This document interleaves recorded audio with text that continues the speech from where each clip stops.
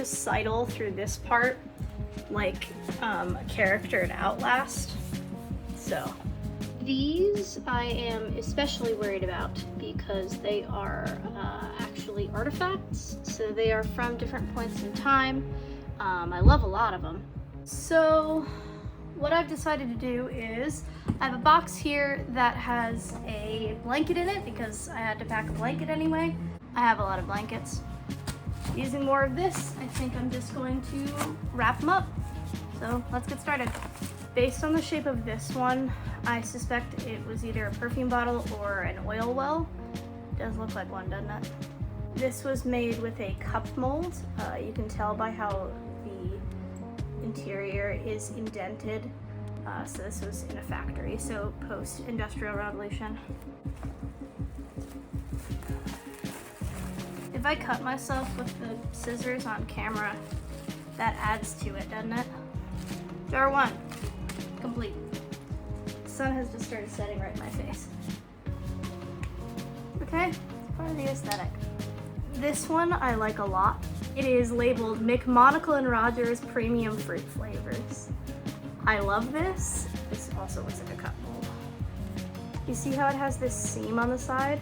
Usually you can tell if something is made in a factory if it has a side seam. This particular one has an interesting sort of diagonal pattern, so it's not straight down, which means that it was kind of made in half at an angle and then pressed together. I'm so bad at taping. These are actually identical bottles. They're made from the same manufacturer. Both of them are from the Prohibition era in America. And you can tell because both of them are labeled with warranted flask. So these were meant for specific things and they were labeled with that. They're pretty interesting. I found these actually at 2 different places. This was from an estate sale and it is in slightly worse condition than this one, which I found at a flea market. My thing about old bottles is that often people will throw them out. Is that light annoying? When estate sale people find old bottles in houses, they'll often throw them out, which makes me really sad because a lot of them are just like parts of history, and it's important to preserve that. Just anthropologist things. The sun is shining directly on me now, and it's hot. It's hot in this room. Help. And I'm so bad at cutting eggs.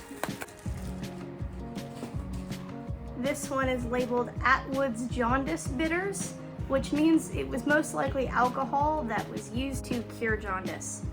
This was probably whiskey and maybe other things. Again, with those inkwell vibes, the only reason I might think this specific thing is not an inkwell is just because there's no residue left behind. So this might be perfume. It is always possible that someone cleaned it, but people don't usually deal with their trash that way because to me it might be an interesting bottle, but to a person at the time they were using it, it's just garbage. By the time somebody else thinks it's beautiful, it's probably already been trashed for like a couple dozen years. This was cleaning product. Super poisonous. This one I'm not actually sure what it was. My best guess is probably milk jug, honestly, just because of the way that the shape is. The other thing that's interesting about this one is that it was clearly made like 2 parts, this part and then this part because of the seam here. And I just think that's an interesting manufacturing technique. Still got that cup mold. Maybe I can. I pulled down the thing and I don't think it helped. Help me. So the sun is no longer in my face, but that's because Hurricane Henri is here. Am I gonna stop filming? No. Did have a scare earlier. It's snowing? We're in the middle of August. Let's get back to bottle identification. This one is fun. It is labeled Paul Westphal Exhilarator for hair. It comes with this cool little topper. I like that a lot. And this was 100% alcohol. Still like it. I'm really nervous about those clouds. Hope I don't lose power. Super off topic, but I've been getting really into Pokemon lately. Like again. I just think it'd be so cool to like do a tabletop Pokemon. Or like make my own Pokemon game. Just for fun. Maybe I'll do it. This is Professor Callan's Brazilian gum. It does still have a bit of gunk still in it, and definitely a lot of mold. Is that dust? Who knows? I've stopped putting the tape on the white shag rub. Clouds are rolling in, and they're gonna dump a hurricane on me. Little tiny bottle. These were used for ladies with perfume. They're basically a travel-sized perfume that you would spritz on yourself when people weren't looking, because you weren't supposed to like do upkeep of cosmetics in public, but like if you needed to go and powder your nose, nobody could know that you smelled bad, so you'd carry around this teeny tiny little discreet bottle of perfume. Kind of sad that it didn't have like the applicator with it, but still cute. When I was working at a dig, I was in the lab part, not actually on site. We found a bottle that was even smaller than this one. And it was so cute, little baby bottle. This one is also from the Prohibition period. And you can tell because it says on the back, this bottle is not to be sold, because they didn't want people reselling bottles filled with alcohol. So it was originally made for something else, and people would put alcohol in things. The other thing about this one is that you can tell that it is handmade because it has a slightly askew bottleneck. It's made by hand, or at least pulled at the very end. That might also be wear and tear because I do see a seam. Who knows? If it starts pouring behind me, just tell me. I'm seeing the wind. Uh-oh. Ow! I ripped off my leg hair. Okay, so this one is actually super cool. It is this. You might be thinking, wow, Mel, that's a really cool ship in a bottle thing. It's not, you silly fool. This was used for carbonated things because they believed that placing it on its side would preserve the carbonation. It doesn't, but it does have a flat part on the bottom, most likely seltzer water, specifically because of where it came from.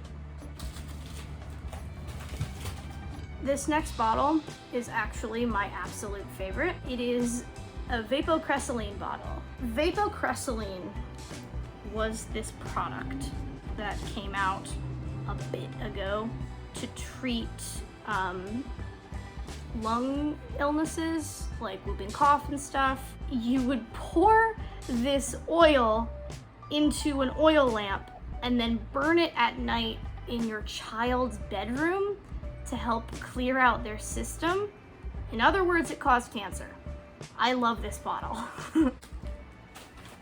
Last but not least, I have these, which were from the same place, the same estate sale that I got a lot of these bottles from. It is an old pair of scissors and a bunch of nails.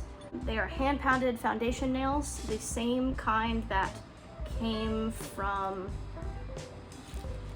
I just realized the research is not out on that yet. It is not published, so I can't tell you. But they are essentially hand-pounded nails, and I know who made them. And I feel like this is a redemption because when I was working on that dig, I broke a nail. I broke a nail from the site, and I feel so bad about it. I was trying to clean it, and it just crumbled. Real talk. Metals are so hard to clean. You kind of have to do a lot of the cleaning with toothbrushes and stuff. Metals that are totally rusted look like they are covered in dirt, when in fact it is just rust, and you are not going to get all that rust off. And that's not the intention. You're not intending to get the rust off. But oh boy, you can scrub a little too hard on those bad boys.